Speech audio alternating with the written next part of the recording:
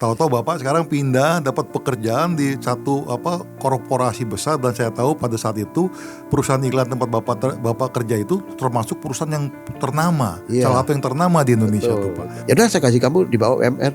Ya udah saya kasih kamu di bawah UMR. Oh gitu Pak. Iya. Waktu dijanjikan berapa, waktu dapatnya berapa Pak? Terutama untuk mereka hari ini yang memang dalam pekerjaan menghadapi tantangan, ya kesulitan juga gitu. Pesan Bapak untuk mereka tuh apa Pak?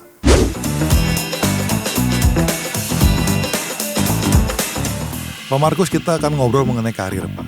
Ya, tadi memang Bapak sudah cerita bahwa sempat sekolah kejuruan seni rupa gitu kan, kemudian Bapak bekerja. Nah, mungkin Bapak bisa cerita sedikit pengalaman dari awal bekerja gitu sampai akhirnya bisa mencapai satu titik puncak yang dalam perjalanan karir Pak Markus sendiri. Awal mula di dalam proses pekerjaan saya, memang saya waktu itu belum benar lah, jiwa saya belum pulih dan karakter saya juga masih buruk lah, dalam artian sifat suka menyerah dan juga cenderung untuk bunuh diri ya, putus asa gitu. Karena bagi saya awal karir saya nggak tahu buat apa. Saya kerja buat apa juga nothing gitu loh. Setelah saya dari proses pribadi saya selesai, Pribadi itu perubahan itu terjadi. Perubahan itu waktu saya selesai, pemulihan terjadi, beres saya semuanya bisa saya jalanin. Nah waktu itu karir saya mulai berubah. Saya kerja setelah itu di biro iklan yang cukup besar di Jakarta.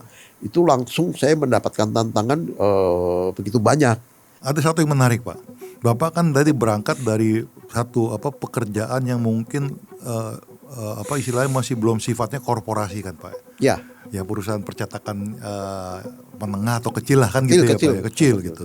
Tahu-tahu Bapak sekarang pindah dapat pekerjaan di satu korporasi besar, dan saya tahu pada saat itu perusahaan iklan tempat Bapak kerja itu termasuk perusahaan yang ternama, salah satu yang ternama di Indonesia tuh Pak, tahun 80-an.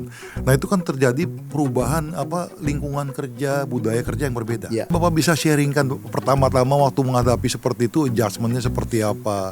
Ya kemudian kan adjustment daripada perbedaan budaya perusahaan juga itu seperti apa Pak? Gitu. Sekali waktu masuk di korporasi itu besar itu, saya sempat diremehkan oleh direktur saya sebagai orang kreatif manager saya yang menerima saya, yang mengetes saya.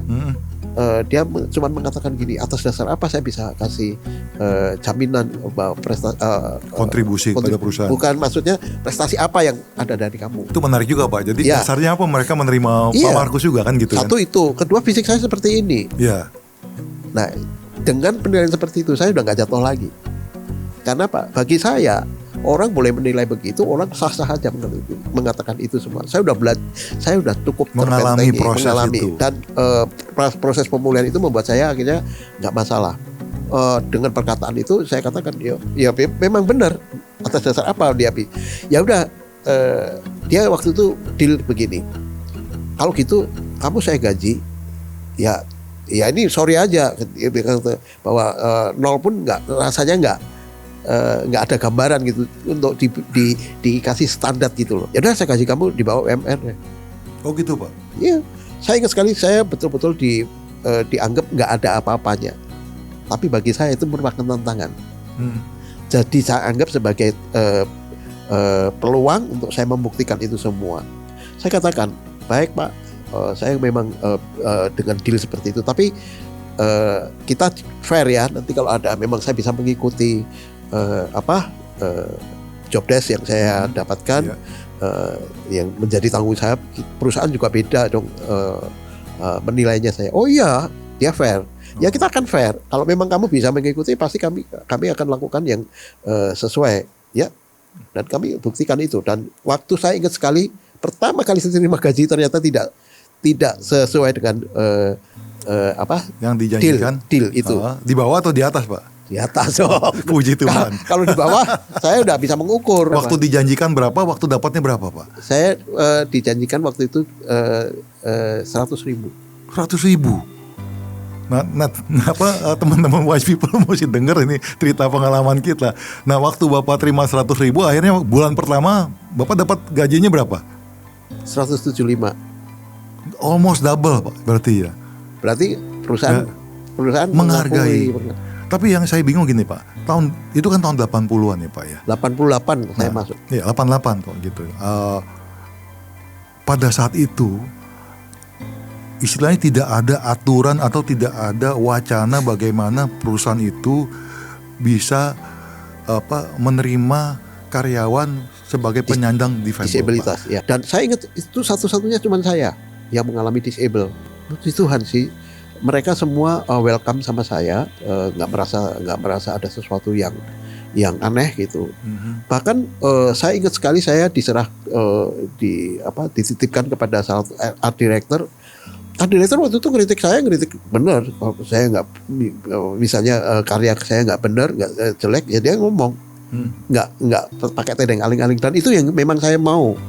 Jadi waktu awal saya udah ngomong, perlakukan saya sebagaimana biasa orang melakukan. Nggak usah wah ini mentang-mentang disable perlu dibantu gini-gini. Kalau toh pun perlu dibantu pasti saya akan ngomong. Tapi kalau nggak usah.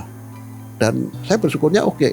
Dan rekan-rekan saya, atasan saya, bawahan saya, yang semuanya juga mendukung saya, tidak merasa sesuatu yang aneh. Biasa aja dianggap. Pak, kembali lagi itu Tuhan luar biasa. Ya, itu saya yakin. Tuhan menempatkan Bapak di satu perusahaan korporasi besar pada saat itu, kemudian juga menempatkan di mana dari policy perusahaan tersebut pun juga itu jelas sekali bahwa tidak membedakan. Tapi yang luar biasa lagi, toh Bapak ditempatkan di tempat di mana lingkungan Bapak menerima Bapak gitu kan ya. Saya diperlakukan gitu berarti mereka juga menganggap saya biasa kan, kayak mereka pada umumnya. Kalau yang benar kan, aduh ini orang kayak gini masa disakiti sih, ya pasti kan gitu ya. Atau jangan kasih kerjaan berat lah gitu. Jangan dikasih lah, pokoknya perlu jangan disakiti lah. Dikasih sesuatu yang khusus lah gitu ya Pak ya. Tapi bagi saya ambil sisi positifnya gini. Wah, ternyata mereka memandang saya juga biasa aja, kayak orang normal biasa, yang mereka juga perlakukan begitu juga gitu. Tapi menarik gini, memang ini juga untuk teman-teman wise people untuk belajar. Tadi yang sampaikan Bapak bahwa tuh dalam kenyataan kita di marketplace di perusahaan itu, walaupun kita yakin Tuhan menyertai kita yang tadi Bapak katakan, tapi kan tidak semua itu bisa damai sejahtera, bersuka cita gitu. Pasti juga ada orang-orang yang memang sedikit nyelei gitu ya Pak ya, gitu kan. Tapi intinya kan bahwa kalau saya belajar dari Bapak kan ya juga itu pun mungkin saya yang lakukan itu, sikapi itu sebagai satu proses yang kita harus lalui, dan itu justru kita diajar Tuhan bagaimana kita menghadapi orang-orang seperti ini. Difficult people, orang-orang yang sulit ini kita harus hadapi juga dalam hidup kita, karena itu bagian dari perjalanan hidup kita kan gitu ya Pak ya. Kalau kita sudah obrolin seperti ini kan ujung-ujungnya ini kita bicara mengenai mindset Pak. Nah pertanyaan saya, ya mungkin Bapak bisa share dikit mengenai mindset yang Bapak miliki itu, yang menunjang perjalanan karir Bapak. Gitu kan Bapak bekerja bukan di perusahaan kecil gitu kan, perusahaan korporasi besar kok Pak gitu. Sampai akhirnya kan Bapak bertahan di perusahaan yang kedua ini sampai 15 tahun. Ya, mindset memang terbentuk dari pemahaman kita dengan Tuhan. Itu sangat mendukung sekali dalam apapun yang kita lakukan. Jadi kalau mindset kita buruk, memang kita selama ini mendesain secara tidak langsung dari masa-masa pengalaman kita. Ya, tapi dengan adanya pengalaman bersama Tuhan itu kadangkala Tuhan kasih hikmat. Mindset saya tuh waktu sudah benar itu, saya mulai berpikir gini, gaji kita tidak boleh diparalelkan dengan tanggung jawab kita. Artinya gini, kalau aku digaji sekian, tanggung jawabku stop. Ini sudah oke, sudah benar. Tapi bisa nggak kita melakukan tanggung jawab lebih, sekalipun gaji kita di bawah itu.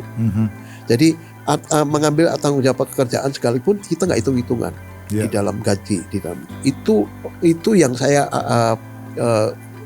hidupi mindset itu. Saya sering kali menggunakan Tuhan lakukan bagiannya itu memang benar. Jadi kadang-kadang kita lakukan bagian kita, we do our best, God do the rest. Gitu ya Pak ya. Saya melakukan sesuai dengan kapasitas kami, kapasitas saya, yang potensi yang Tuhan berikan kepada saya, dan jangan masuk perangkap yang salah. Itu aja, dan ternyata membuat semuanya juga bisa berjalan. Posisikan Anda betul-betul profesional.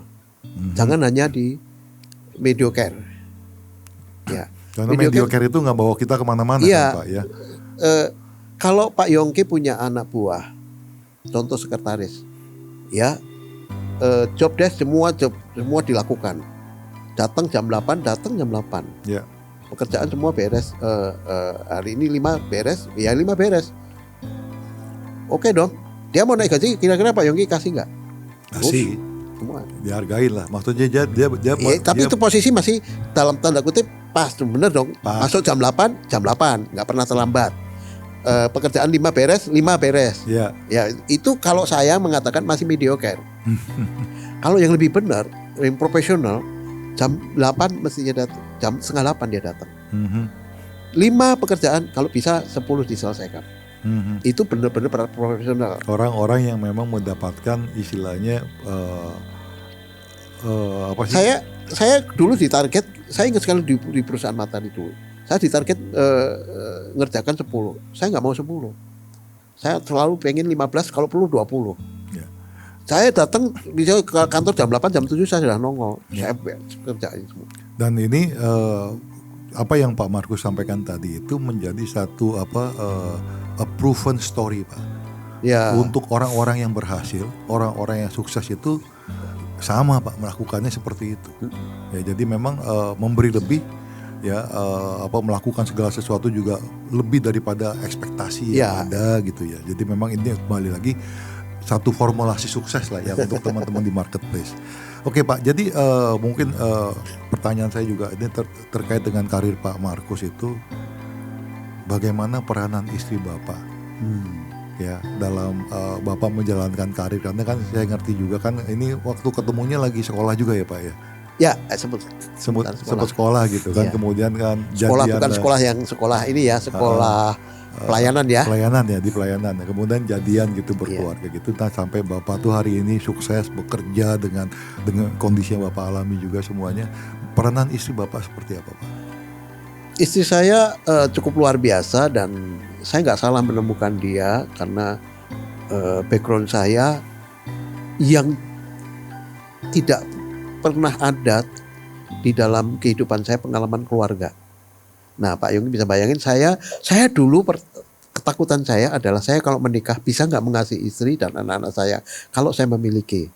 Karena saya nggak pernah punya masa lalu di dalam keluarga. Jadi saya nggak ngerti nanti keluarga itu bagaimana, mengasihi anak-anak itu bagaimana, saya nggak ngerti. Tapi karena waktu itu saya sudah dengan dipulihkan itu ketemu istri yang kebetulan juga sekolah di situ dan dia tahu nilai-nilainya sama dan akhirnya ya saya bersyukur dia bisa menerima saya. Ya waktu itu nggak mudah untuk menerima saya Pak Yongki. Dia juga sudah punya teman dekat ya sebagaimana ini kan. Ya tapi Markus kan sudah pulih kan, nggak mau kalah. Kita sebelum ada janur melengkung kan berhak untuk diperebutkan. Dan mereka tahu siapa juaranya. Wah luar biasa. Pak, saya mau minta tips dari Bapak untuk teman-teman yang wise people di marketplace. Terutama untuk mereka hari ini yang memang dalam pekerjaan menghadapi tantangan, ya kesulitan juga gitu. Pesan Bapak untuk mereka itu apa Pak? Tentu ini yang saya berharap. Jangan kita pernah berhenti atau pengen semua itu nggak ada tantangan. Percayalah manusia itu kalau nggak ada tantangan, nggak ada kesulitan, dia akan posisinya kerdil. Itu memang naluri dan kodrat manusia. Di Alkitab juga sama kok. Semua baik Tuhan maupun siapapun kita pasti akan mengalami tantangan demi tantangan. Disertai Tuhan maupun tidak disertai Tuhan semua akan mengalami tantangan. Cuman bedanya di sini kalau tantangan itu berdasarkan untuk menaikkan level kita. Nah, kecenderungan kita biasanya mundur dulu. Nah, kita berharap nggak boleh seperti itu. Tantangan apapun jangan mundur. Gitu jangan mundur. Percaya aja kalau kita bisa lewatin itu semua pasti ada faktor yang menentukan ke depan kehidupan kita. Dan itu saya alami benar. Tantangan apapun, ya sekarang ini kalau Pak Yongki dan teman-teman lihat saya dengan fisik lemah, kelumpuhan kaki, banyak nggak tantangan? Oh, saya lagi lebih banyak. Ya, saya lebih bisa ngomong, saya nggak bisa daripada anda semua yang sempurna. Tapi hari ini saya buktikan, ada orang nyetir mobil aja kagak bisa. Terus berenang nggak bisa. Pak Yongki tahu saya sampai ke Manado waktu nyelam di snorkeling Iya. itu di Bunaken itu. Sampai guide-nya tuh salah sangka. Karena kita waktu itu pas ada training di BCA Manado, saya juga pembicara di situ, saya ke situ. Tahu nggak apa tim kita semua pada situ semua. Kan itu mesti bayar. Sedangkan si guide snorkeling itu sampai ngomong, karena saya menolak tuh bukan karena saya nggak bisa. Saya nggak mau kotornya itu loh. Ntar masih mandi lagi. Terus dia mungkin merasa iba kali si guide-nya itu. Udahlah untuk bapak ini gratis katanya. Oh ya, oh gratis benar. Oh kamu gratis ya. Saya pakai alat bajunya. Dia udah takut, dia khawatir aja. Oh bisa nggak? Waktu saya nyemplung, bapak hati-hati. Kan pakai itu dulu pelampung itu. Yeah. Nggak bisa kan karena kecenderungan naik lagi. Yeah. Udah lepasin pelampung itu. Si guide-nya bilang jangan. Oh nggak apa-apa, udah lepasin. Dilepas, nyelbut gitu. Wih, bisa juga. Dan nafasnya kuat daripada tim-tim lainnya. Guide-nya ngomong gini, bapak ini bayar katanya. Loh gimana sih? Oh enggak, katanya dari semua tim ini bapak yang paling bagus kan. Karena Pak, itulah persepsi orang. Dia pikir kan, wah ini pasti sulit, wah ini salah sangka dia. Iya. Nah, jadi hidup itu juga begitu. Percayalah bahwa apapun, bagaimanapun situasionalnya, semakin sulit, semakin mengalami tantangan, percayalah bahwa itu merupakan bagian kita bisa naik level. Saya anjurkan untuk semua. Saya seperti ini jarang sekali, tidak pernah saya mengatakan saya menyerah atau menghindari kesulitan itu. Apalagi ada yang lebih daripada saya, mungkin jauh lebih daripada saya gitu. Oke, luar biasa Pak. Thank you. Terima kasih Pak Markus. Wise People 2 Korintus 4 ayat 89, Alkitab terjemahan sederhana Indonesia menyatakan demikian. Karena itu biarpun kami sering ditindas dari segala arah, tapi kami tidak pernah hancur. Biarpun kami sering tidak tahu jalan keluar dari masalah yang kami hadapi, tetapi kami tidak pernah putus asa. Ketika kami dianiaya, kami tetap yakin bahwa Allah tidak akan meninggalkan kami sendirian. Dan biarpun kami sering dipukuli dan berulang kali dibanting ke tanah, tetapi Allah selalu menolong kami, sehingga kami tidak sampai mati. Alkitab di Korintus tadi mengatakan bagaimana kita menyikapi hidup kita, bagaimana kita menyikapi tantangan hidup, kesulitan hidup, maupun masalah dalam kehidupan. Saudara harus tahu, tantangan hidup tidak harus menghancurkan Anda. Mari bangkit dan jadikan hal itu menjadi proses pembelajaran yang membuat Anda lebih kuat, membuat Anda lebih baik lagi, dan membuat Anda lebih matang lagi. Ya, sukses itu kalau bagi saya pribadi bukan masalah kita memiliki apa, kita punya apa. Waktu itu mobilnya mobil yang buruk lagi, mobil yang sudah mobil kondisi tua lah gitu ya. Kapan-kapan bisa mogok di tengah jalan gitu. Apa yang mereka bisa bandingkan dari hidup saya? Yeah. Mereka mungkin lebih sempurna dari saya.